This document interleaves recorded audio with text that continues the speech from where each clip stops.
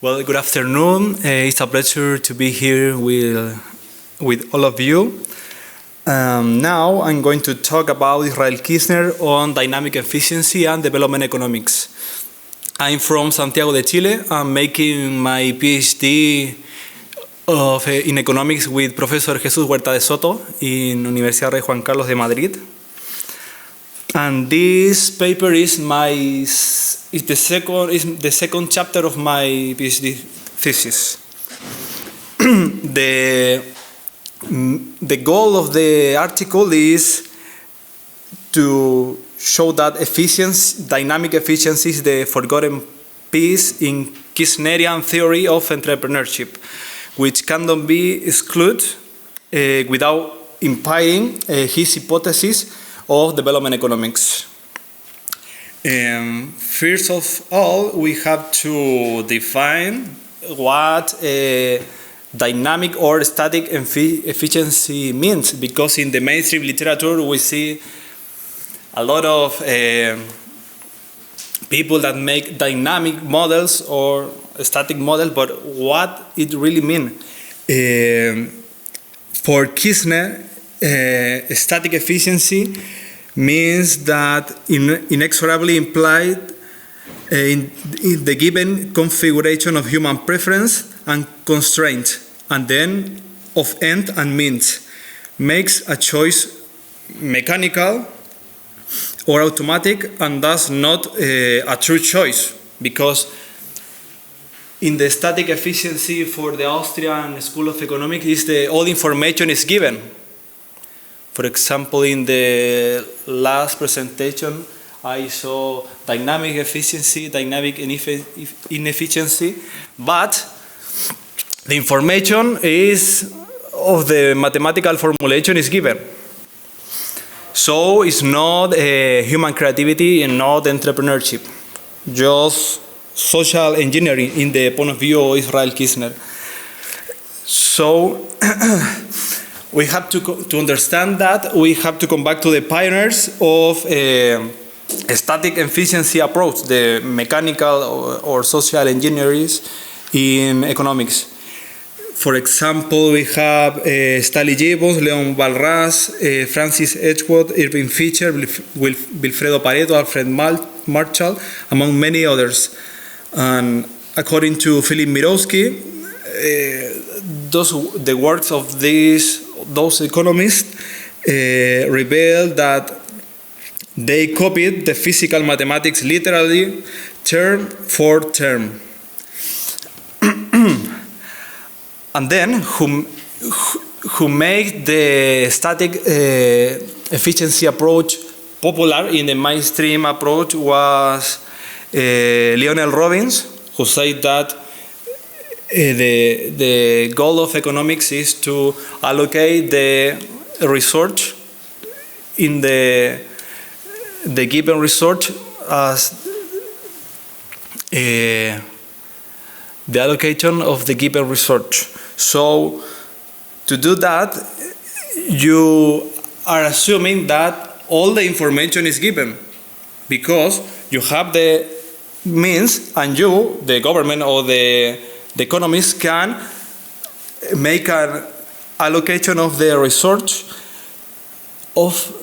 efficiently.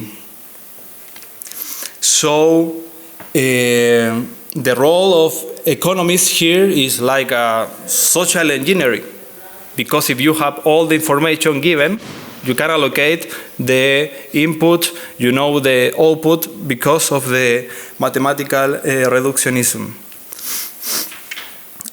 That's why the mainstream development economics is based in words of Albert Hirschman is the going from one equilibrium to a better one. And to do that, you need the government intervention. And in the contemporary development economics, we can read, for example, Jeffrey Sachs, who is the director of the Human Nation Development United Nations Millennium Project, and a renowned economist at Columbia University. He said that to solve the poverty in the world is very easy. The only thing that we have to do is make a plan by the expert of the United Nations, obviously, and gives foreign aid to the poor countries. Yeah. So if I can design politics for specifically for each country and implement it by foreign aid, the poverty will be eliminated in the world. If we saw the history, for example, in Africa, they have received foreign aid for more than 60 years, and the situation is the same, and in some countries it's worse. So the social engineering don't work as the mathematical formulation assume. So we have to solve a problem. And Israel Kirzner offered his theory of entrepreneurship to solve that problem of static efficiency of mainstream economics and mainstream development economics, based in the Mises and Hayek approach. From Mises, for example, in Human Action, Kirzner take the definition of economics and the role of economics, that is, they make the world intelligible in terms of purposeful human action. So what's the difference between the Austrian school and the mainstream one is that the mainstream are based only in mathematical formulation and a posteriori view, because they use the positivist method. But the problem with that is you ignore the essences or the nature of the economic phenomena, that is the individual human action, the purposeful human action. So Mises say that you can understand the world or the economic phenomena if you can't go back to the individual human action, because we are the protagonists of the social phenomena. Second, human action is the natural capacity of all human beings to be creative and to perceive profit opportunity in the world and act accordingly to make a profit, a subjective profit. And third, the market is a process open for all creative opportunity of human action. And from Hayek, Kirzner take for the book Counter-Revolution of Science that definition of economics too, that is a part of make the world intelligible in terms of purpose of human action. Also, you must analyze the unintended consequences generated by human action, because if I know the result of human action, it's not a scientific question to answer. Yeah. So Hayek said that just because the human action makes an unintended consequence is why a scientific question rise, and it's interesting study economics. And second, from Economic and Knowledge, a paper of Hayek 1937, Hayek said that human action is the main feature of human action is the determinacy and unpredictability of human action, because human action is a process of learning by doing, yeah, because of our experience past experience of life, and then our expectation about the future. Okay. And third, from the use of knowledge in society, Kirzner takes from Hayek that the price system is the signal that make human action or entrepreneurship or the creative capacity of whole human being to direct our intellect till the other needs. Yeah. If we don't have price system, we are like completely in the dark. So the price system makes possible the plan coordination from the entrepreneurship with the other needs. So from this, author Kirzner offers his term alertness. Alertness is the to create something in the future from the perception of the entrepreneurs of the other needs. This alertness go outside of the box of the mainstream framework, and also entrepreneurs act in a fog of ignorance because I perceive opportunities, but I don't know if I will success, because you have in the real world the entrepreneur error, and on the other side in the mainstream you don't have error because you have all the information. And also you don't have human action in a mathematical model. So in alertness and the creativity alertness, you have two aspects. On one side is the ordinary creativity. That is from the knowledge that I have, with the means that I have, I want to make the things better. And on the other side, we have the extraordinary creativity, that is a prospect vision about the future needs. That is the creative destruction of the Schumpeterian approach. So the dynamic of efficiency from the Austrian School of Economics that Kirzner offers is that in a free market, in a free entrepreneurship market, the dynamic efficiency is that the only way to success like an entrepreneur, like a human being, the only way is to direct our intellect continually to resolve the human needs. Because if I don't do that, it's impossible to success. Sorry? Just create artificial needs. Okay, let's finish the lecture.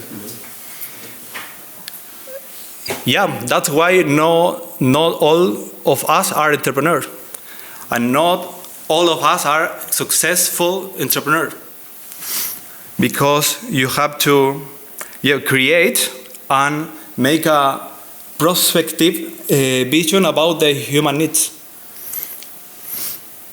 So, to have a dynamic efficiency, Kirzner said that you have free entry. And another side is private property and rule of law. And then I take the the actual economists that follow Kirzner approach. For example, David Harper said that psychological self-confidence or self-belief, that is the only way to improve the dynamic efficiency is for entrepreneurs and whole human being is have in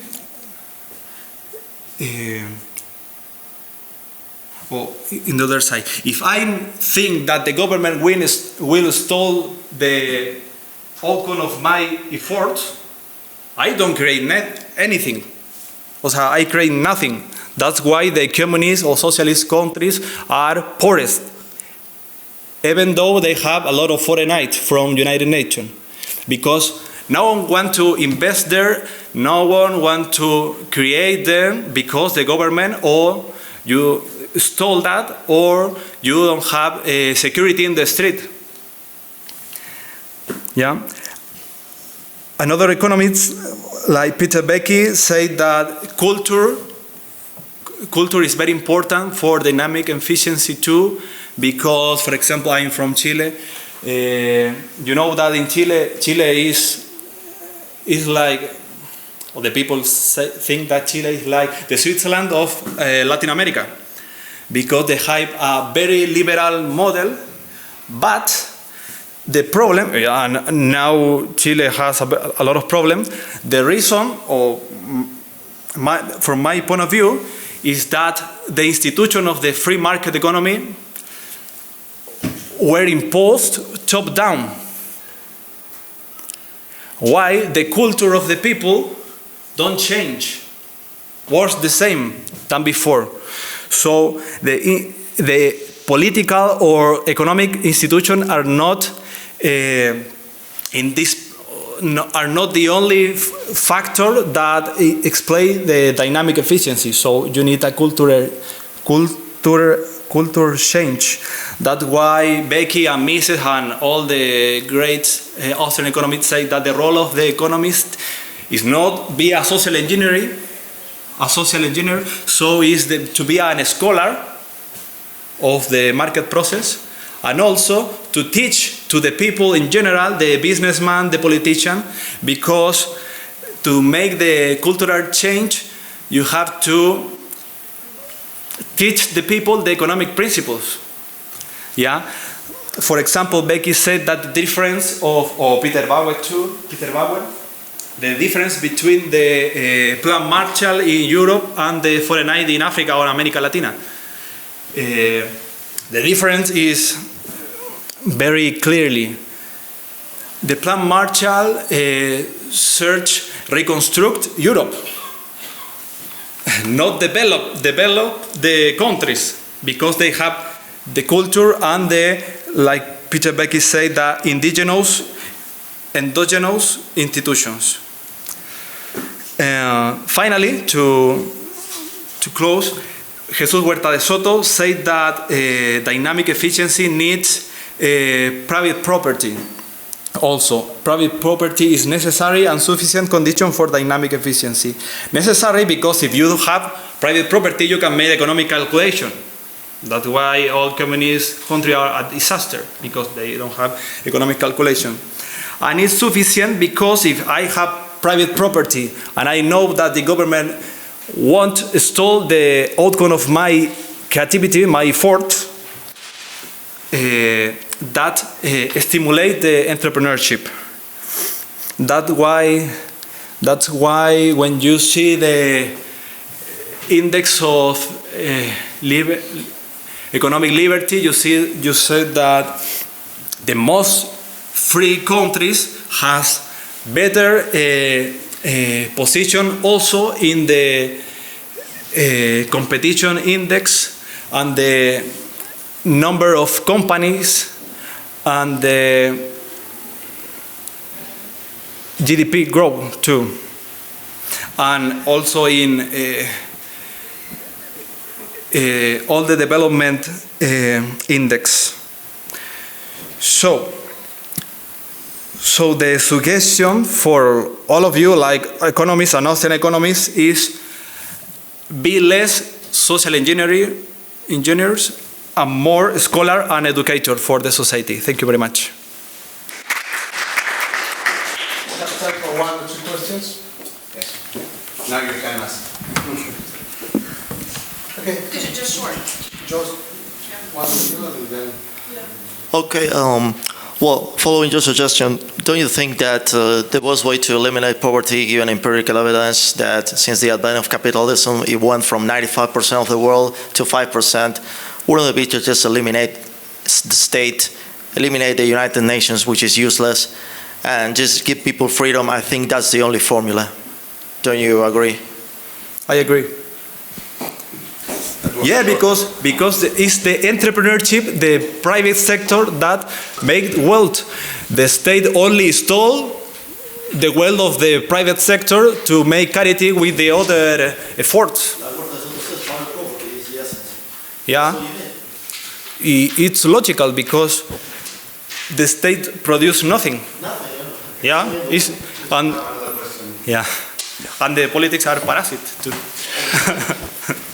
Yeah, I think it's of ultimate importance in this discussion, I mean, to specify the concept of human need. Mises was unambiguous concerning placing valuations on so-called ends. That is individual choice. And now when you talk about human needs, there is humans that are hungry, that are humans that need just goods and services for daily use. There is speculators. And then the question is capital, now Cambridge Analytica and Steve Bannon, they created a product that was demand-based, and it created supply, and that was Cambridge Analytica, and analyzing big data to manipulate people.